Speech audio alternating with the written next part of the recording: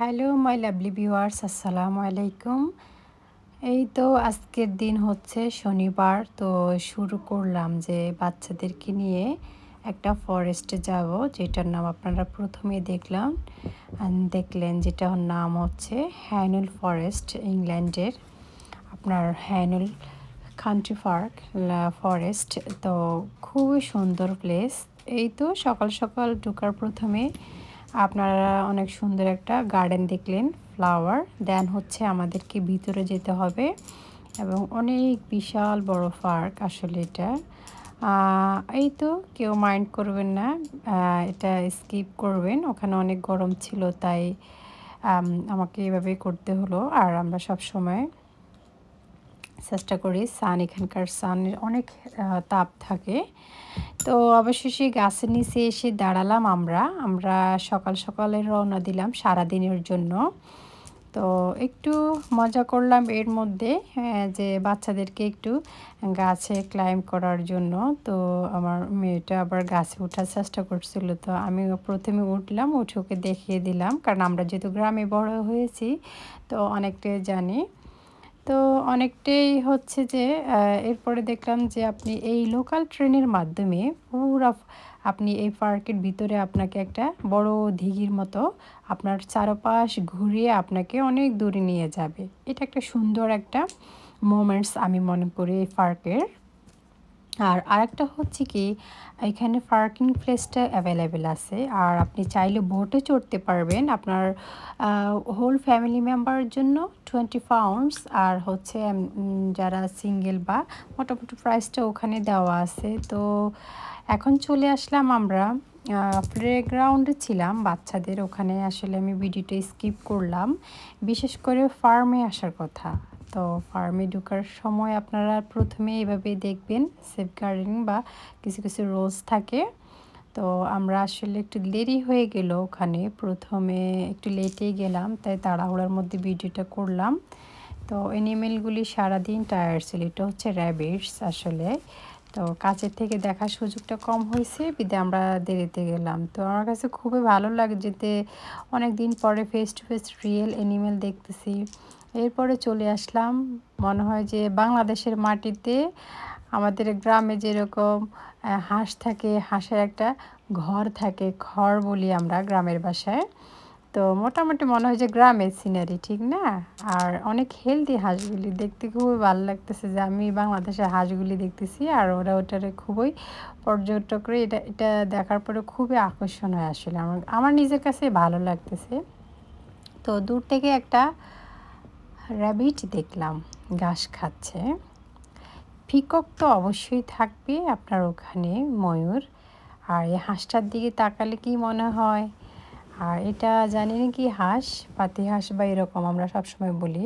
আর মুরগিগুলি যখন দেখলাম না আমি, আমার খুব ইচ্ছে করছে যে ওখান থেকে নিয়ে যাই, কেন জানি না।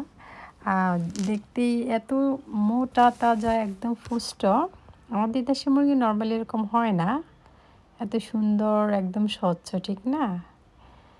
আর আসলে আমি মুরগির নাম এতটা জানি না, তাই আপনাদের সাথে শেয়ার করলাম। মনে হয় আমি এগুলির দিকে যখনই তাকালাম, আমার কাছে ফিল হয় কি, আমরা যখন বাংলাদেশে সকালবেলা ঘুম থেকে উঠি বা মুরগির ইয়েগুলি ওরা ওরা হাঁটে বা মনে হয় ওইখানে আসি। তো আসলে খুবই ভালো লাগে, জানি না কার কাছে কেমন লাগছে। আমার কাছে মনে হয় যে আপনাদের সাথে শেয়ার করলে আমার খুব ভালো লাগে।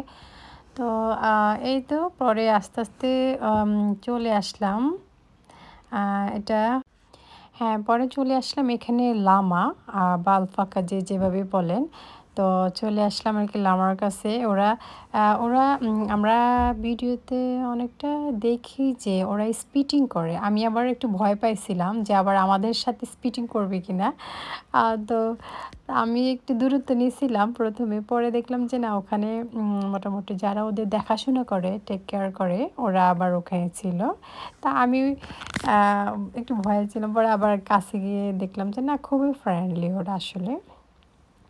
তো লামাটা আমার কাছে ভালো লাগছে কি, এখানে আপনার ছোট্ট একটা প্লেসের মধ্যে ডিফারেন্ট ডিফারেন্ট এনিমেল চিকেন থেকে ডাকস থেকে পিকক, র্যাবিটস, আপনার লামা, এরপরে কিছুক্ষণ পর আপনাদেরকে দেখাবো যে ওখানে আমরা আসলে এখানে অনেকটা টাইম স্পেন্ড করার কারণ হচ্ছে কি ওরা অনেক ফ্রেন্ডলি, এটা হচ্ছে মেইন।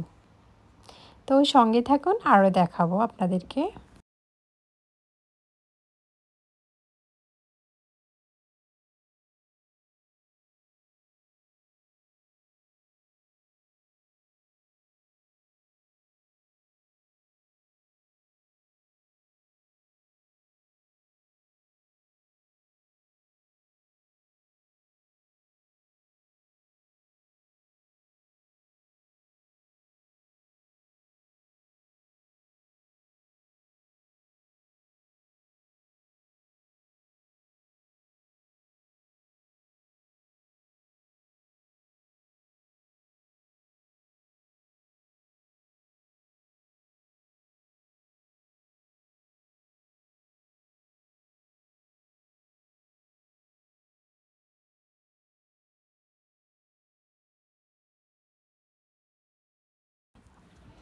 তো এর মধ্যে আমার কাছে ভালো লাগতেছে ওরা আই থিংক গোট হইতে পারে অথবা শিপ, ল্যাম্ব, যাই হোক।